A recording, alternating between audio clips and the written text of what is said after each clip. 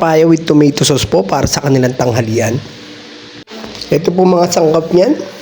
Bawang po, sibuyas. Ito po yung papaya niya. Tomato sauce, paminta, pork cubes, bechin po at sugar. Okay, start na po tayo. Magigisa na po tayo. Buksan na po natin yan. At lalagyan na po natin ng siyempre mantika. Okay, bawang po. Gisa na po tayo at sibuyas.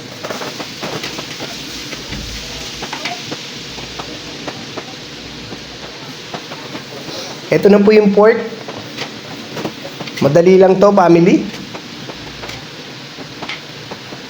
Okay, balance natin. Kailangan parehas. Lagyan na po natin yan ng toyo. Gisa po natin yan sa toyo para kumapit na po yung lasa niya. Okay, mekos-mekos lang po.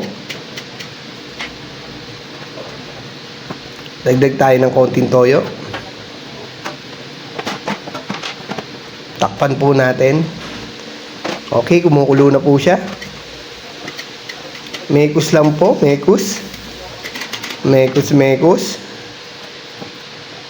Ilagay na po natin tong papaya niya.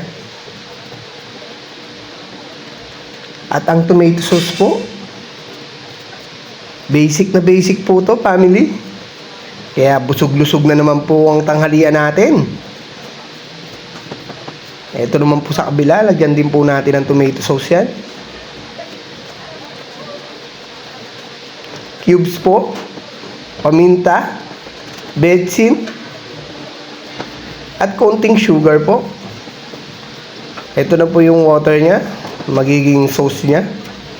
Halu-haluin lang po natin yan. Okay po, halo-halo. Masusunog po kasi yung gitna niya pagka pinabayaan nyo. Okay po, ito na po. Panibagong kulo na po ito.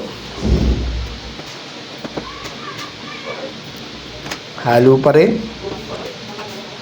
Okay, malapit na nga po itong maluto.